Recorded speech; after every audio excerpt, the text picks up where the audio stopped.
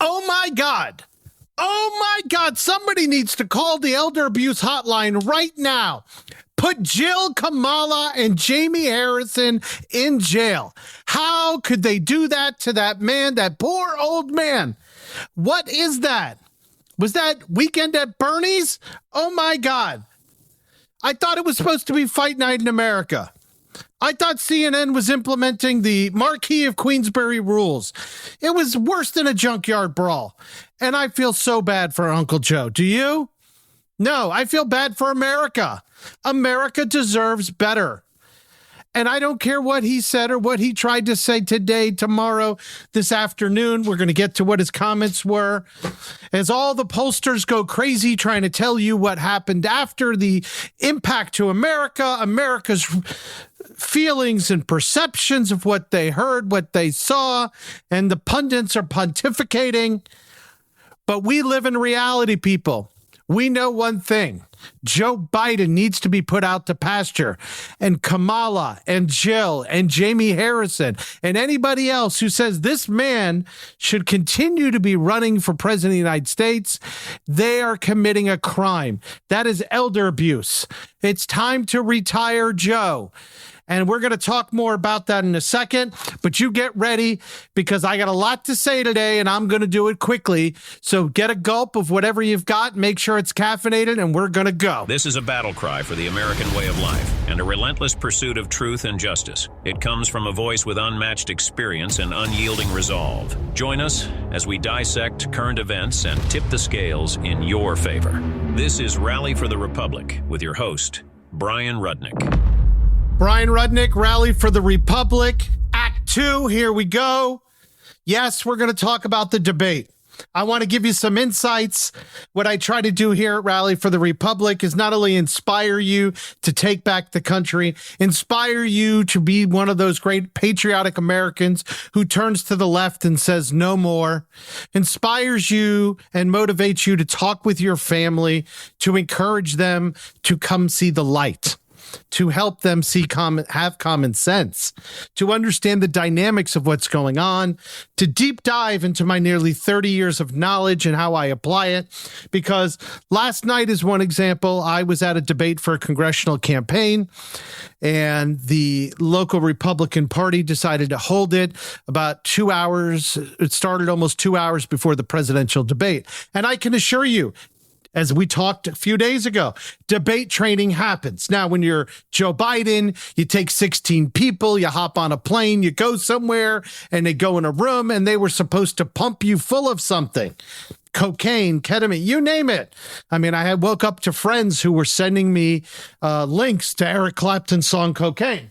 And it's amazing. I got friends who were even liberals, and, you know, like you saw on CNN, they were practically in tears. And of course, there's a spin room, and even in local debate, there was a newspaper reporter I went up and talked to with after right away.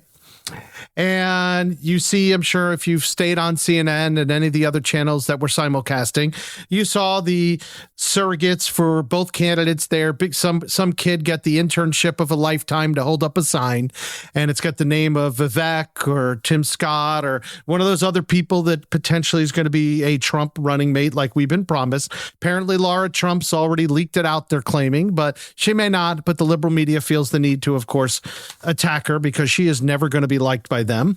And so they'll do anything they can to trash this very dignified and classy young lady. And here you got your spin people going, and they went to Gavin Newsom, and they went to Mitch Landrieu of Louisiana, who comes from one of the best known Democratic corrupt families in the country. So inextricably linked to the Bidens, of course, for generations now. And his sister, I believe, spent some time in Washington. He was the former mayor of New Orleans, I think responsible for doing nothing that caused some flooding and other problems. And of course, they're talking, what do you mean replace Joe Biden? We're not replacing Joe Biden. He's our guy, blah, blah, blah, blah, blah. Whatever. You didn't see that. That was an illusion. And Joe Biden comes out today, and, you know, Jill Biden's there. They're rallying in North Carolina.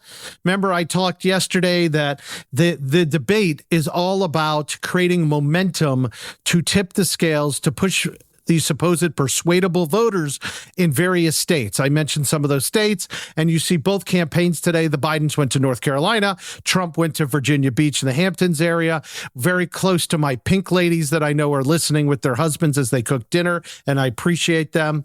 One day you'll hear more about the pink ladies, great Americans. Team Trump is there. Team Biden's in North Carolina. And if you happen to catch a glimpse, you'll know what rally I'm talking about is Jill Biden is standing there, criminal Jill Biden, the one abusing the man to her right. And she's wearing a dress that says vote all over it. She's trying to, I guess, be Michelle Obama, though we all recognize, I don't think anybody's doubting that Jill Biden's an actual woman, unlike Michelle Obama. And she's there and she's giving a speech, and there's just this old fuddy-duddy guy standing to her right, who apparently is running for president. I mean, watch that clip. He can't recover. This is going to continue to haunt the man. So he puts out a statement today. I know I'm not a young man to state the obvious. I don't walk as easy as I used to. I don't speak as smoothly as I used to. I don't debate as well as I used to. No shit. But I know what I know. I know how to tell the truth. That's if he remembers. I know right from wrong, like when somebody gives him 10%. And I know how to do the job. No, I think America would disagree. And I know how to get things done if it's for your family, like getting Hunter off. And I know, like millions of Americans know, when you get knocked down, you get back up. I would not be running again if I did not believe with all my heart and soul that I can do this job. Joe, everybody saw you last night. They know you can't do the job. They know you're not getting back up. And nobody wants to hear the commander-in-chief talking about getting knocked down.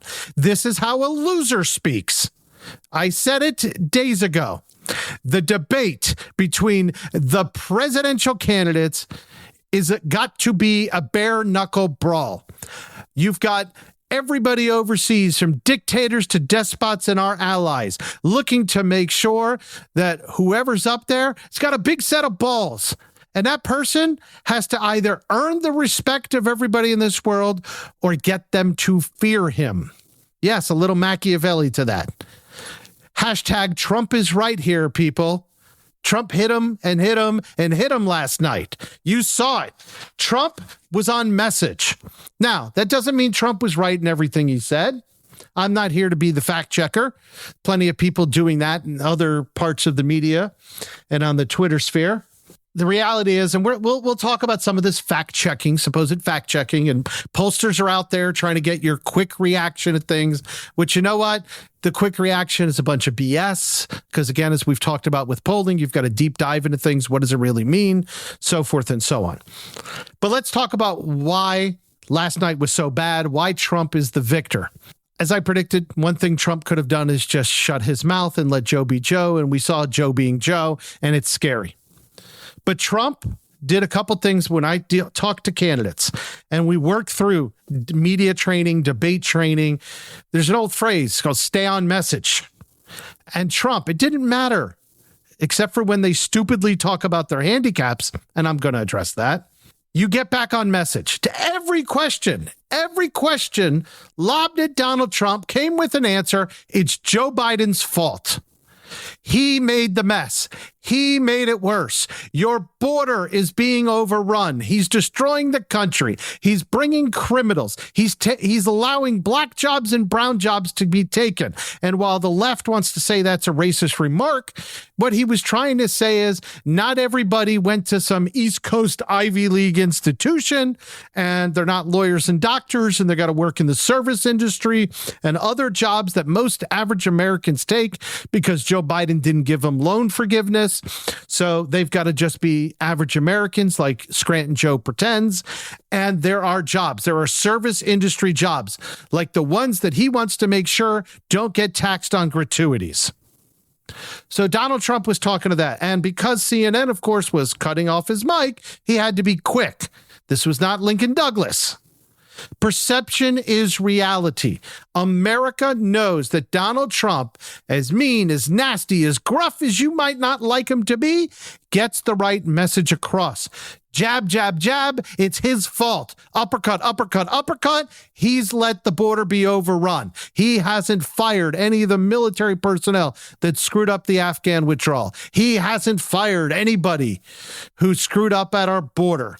They of course think, oh my God, it's terrible. They go over. No, Trump demonstrated he practiced. Trump demonstrated he thought through what he was going to get across, except for one thing. And I'm going to tell you that in just a moment. You are listening to Rally for the Republic with your host, Bryan Rudnick. Bryan Rudnick, Rally for the Republic, back with thoughts on last night's debate. If that's what it was, really just looked like elder abuse to me. You heard me mention how important debate practices and media training for candidates. And last night was a perfect example of what happens when things go right and where things go wrong.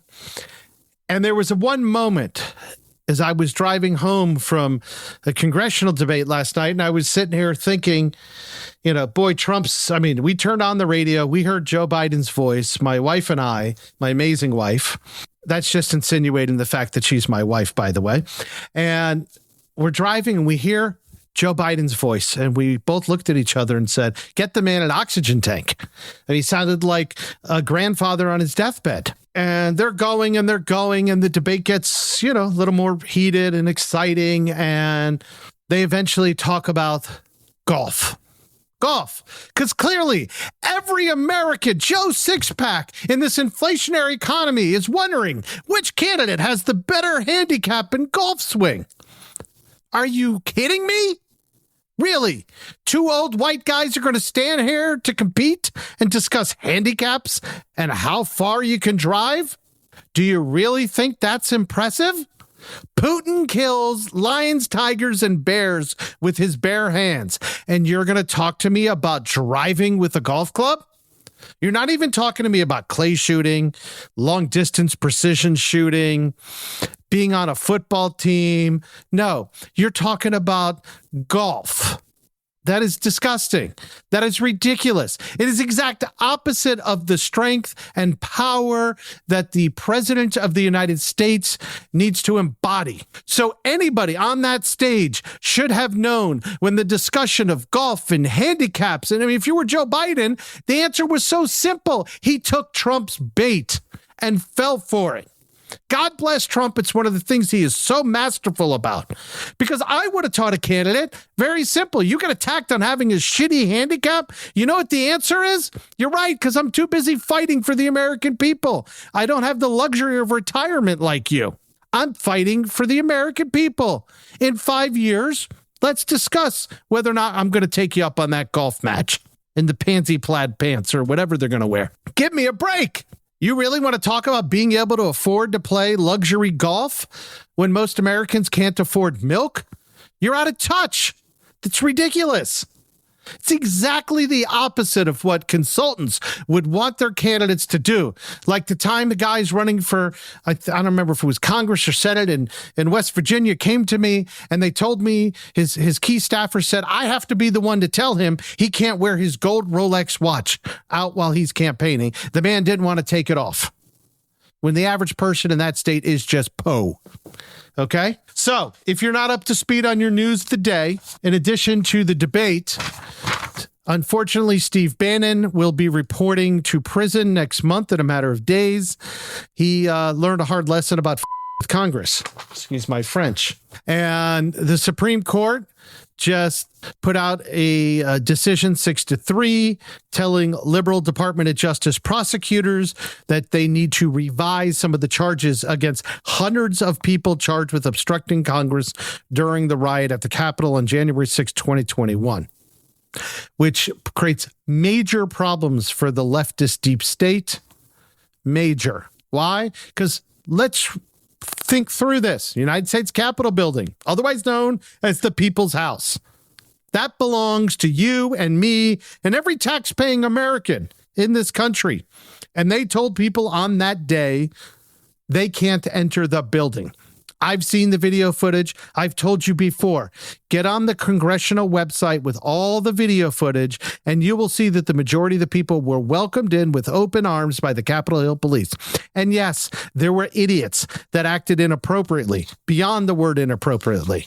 Shitheads, disrespecting police officers, harming other individuals, breaking down doors and windows, which is completely wrong. And those people, they should be charged with that destruction of property. But I'm sorry, the United States Capitol building is not Area 51. We get to enter the building. You liberals are wrong. You're never going to get a pass for me on that. That's our building. It's not your building, Nancy. Nancy was responsible for securing it. And I'm so glad President Trump last night brought up the part that he told people to march peacefully that day. He never advocated. Of course, CNN tried to bait him into that with one of those questions. And one of my colleagues, that was a bet we had here in the office yesterday as to whether or not that would be the first question in the debate. He lost. He probably owes me a drink now. That's some of the news of the day. Let's talk about what you're really itching to hear me pontificate about. You are listening to Rally for the Republic with your host, Bryan Rudnick.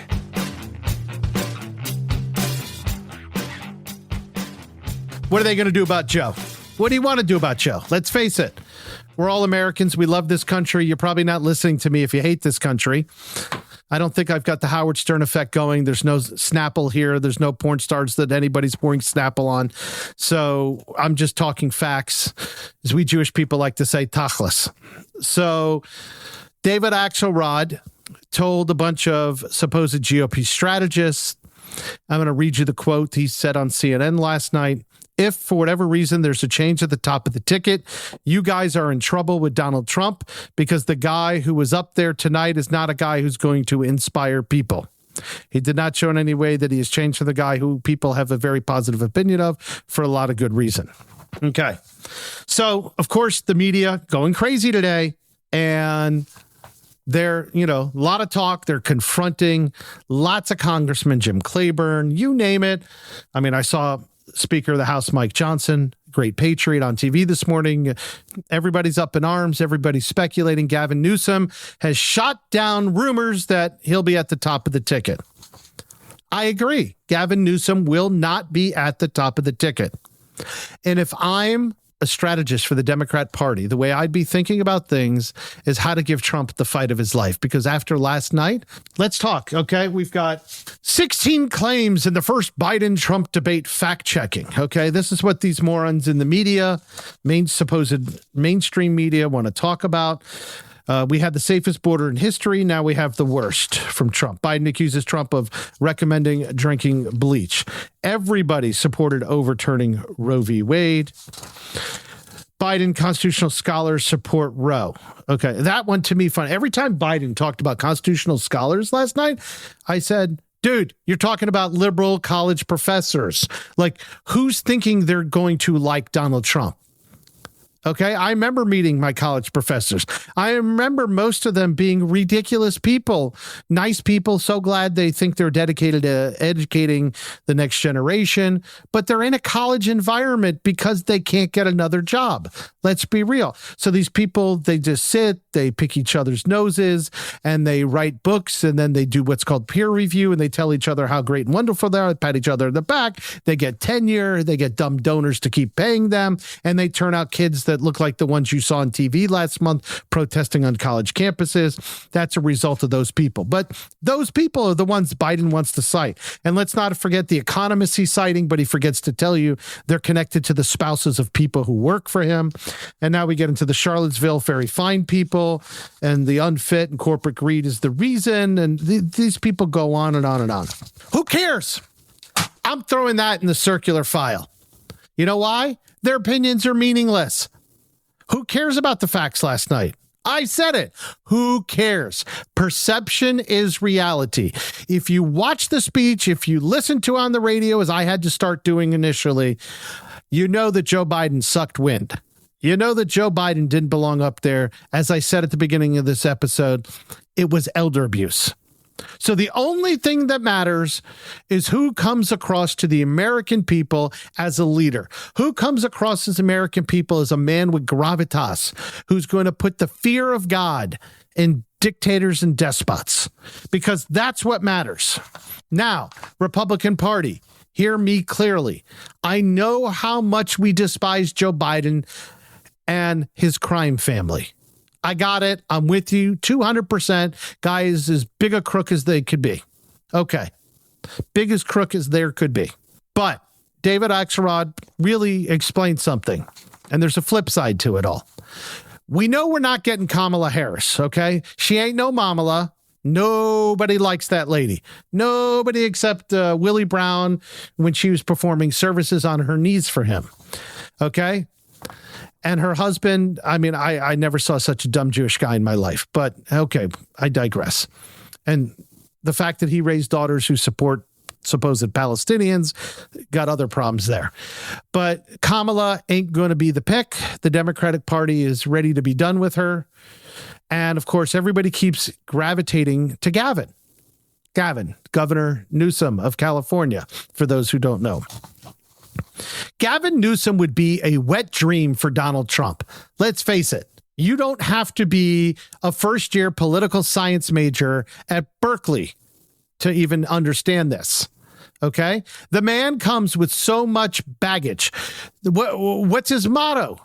Make America California? Really? Do you know what's going on in California? Homelessness, crime, taxes, illegals galore, ballot harvesting, you name it. Parents going to jail because they won't get their children gender transition surgeries. It's considered child abuse if you don't allow your child to get it in California. Yeah, California is where the left goes to implement the most wackiest of policies to destroy human beings. Yeah, that like AOC would be a god there. Okay? So Gavin Newsom would be the worst idea imaginable in this environment. Sorry, Trump would eat him for breakfast. It wouldn't even make it to lunch. No, you'd be idiots. So Republican Party friends, my conservative friends, my friends who understand even if you don't like Trump, but you want to keep Joe Biden from being in charge, you need to stop beating the drum of Joe being so unfit that we got to replace him. Because we're going to have a problem. And if I was a Democrat, I'd put my old high school classmate, Wes Moore, in that nomination position. I'd make him the nominee for President of the United States if I was a Democrat. Look him up. Let me tell you a little bit about my friend Wes Moore and why he would be the greatest threat to Donald Trump today. Okay? He is Maryland's first black governor. He's the third African-American elected to governor in the history of the United States. He came up in life the hard way. That's the simplest way I'm going to explain it to you. And he went to Valley Forge Military Academy with me. He also attended our 2-year college there. He was commissioned as second lieutenant of the United States Army. He got a bachelor's degree from Johns Hopkins University, and he graduated Phi Beta Kappa. So Trump won't be picking on him for his intelligence. I can assure you that. He was a Rhodes Scholar, okay? A Rhodes Scholar. He's no dummy. He got a master's in international relations at Oxford, okay? He's African-American, educated, combat veteran. Yeah, he was in Afghanistan as a captain in the 82nd Airborne Division. That means he's a tough son of a bitch. That means he's tougher than Donald Trump. He's been in the thick of it. He knows what it's like to lead men. He knows what it's like to lead men in the toughest of situations. He knows what it's like to motivate people. I've seen him since we were freshmen in high school. I could tell you this man has charisma and charms and brains and something very special that it was so obvious to see in him since the time we were 14 years old. I'm actually saddened that my friend has become so liberal, so woke. But you know what? He is achieving something, and forcing the Democrat Party to put him on the ticket would be the worst thing we could ask for, because he is friends with Barack Obama and that crowd. He did some interning, I believe, for Barack Obama before he went and spent time at Deutsche Bank and Citigroup in New York. And he's got the most beautiful family. And he would be a true threat to the Republican Party. A true threat. Unfortunately, I'm a little concerned that he's gotten so woke he could be a threat to our country. I really thought he's a great guy, great American, unbelievable human being. But the more he's in politics, he's tacked more to the left. But if the Democrat Party got smart and put Wes Moore on the ticket, I'm telling you, Donald Trump will have a problem. Let's think about all this. Last night, despicable debate. Doesn't matter what Biden or his surrogates say. He screwed up. He screwed up bad. I don't know that he can recover from this unless, Hunter goes out there, finds one of those drug dealers, and gets daddy something special for the next debate, if there's even going to be one. Because I can tell you at the rally in North Carolina, the man still looked half dead. And I'm talking about today's event. To all my Republican candidates out there, practice, practice, practice. Do not give up. If you had one debate and you're going to have another, keep training. It's like being an athlete. You play the game on the weekend, you train all week long. That's the way you got to do it. And think about how your statements have to be in touch with the electorate. Let the electorate know you care. And Donald Trump did try to make sure that came out. But also let them know you're in touch. You understand their plight. You understand that your job is to serve them. You understand that you have a solution to their problem. And don't be like the guy I saw at a debate last night whose answer to everything is, I'm going to vote 100% with Donald Trump because you just told me you don't have a brain. Oh, but I love America and nobody loves Donald Trump like I love Donald Trump. Well, I'd like to think Melania likes him even and loves him even more.